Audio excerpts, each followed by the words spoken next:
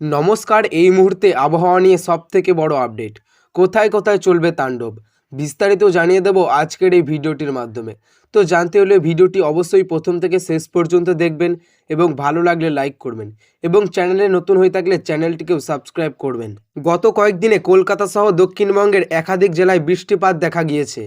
কোথাও কোথাও শিলাবৃষ্টি হয়েছে বলে খবর। 31শে মার্চ মঙ্গলবার সকালের মধ্যে রাজ্যের একাধিক জেলায় হালকা থেকে মাঝারি বৃষ্টিপাতের সম্ভাবনা রয়েছে। যদিও উত্তরবঙ্গে বৃষ্টিপাতের সম্ভাবনা অনেকটা বেশি বলেই জানাচ্ছে হাওয়া অফিস।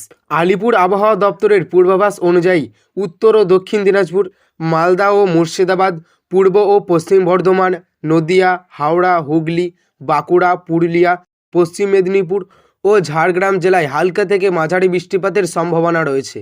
অন্যদিকে কলকাতা ও পূর্ব মেদিনীপুর, উত্তর দক্ষিণ 24 পরগনা মাঝারি বৃষ্টিপাত হবে বলে জানিয়েছে হাওয়া অফিস। এছাড়া উত্তরবঙ্গে 5টি জেলায় অর্থাৎ দার্জিলিং, জলপাইগুড়ি, কালিম্পং, কোচবিহার ও আলিপুরদুয়ারে বৃষ্টিপাতের সম্ভাবনা আরও একটু বেশি।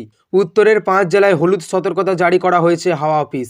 এর পাশাপাশি হলুদ সতর্কতা জারি করা হয়েছে কলকাতা ও শহরতলি, উত্তর ও দক্ষিণ 24 পরগনা ও পূর্ব মেদিনীপুরে কোনো সতর্কতা জারি করা হয়নি।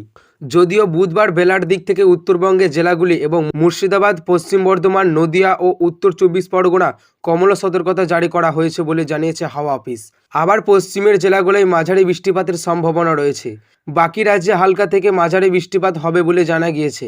আলিপুর আবহাওয়া দপ্তরের তরফে পুরুলিয়ার তাপমাত্রা ইতিমধ্যে ছুঁয়ে ফেলেছে 37 ডিগ্রি। তো এই ছিল আজকের আবহাওয়া খবর। ভালো লাগলে লাইক করবেন এবং চ্যানেলটিকেও সাবস্ক্রাইব করবেন।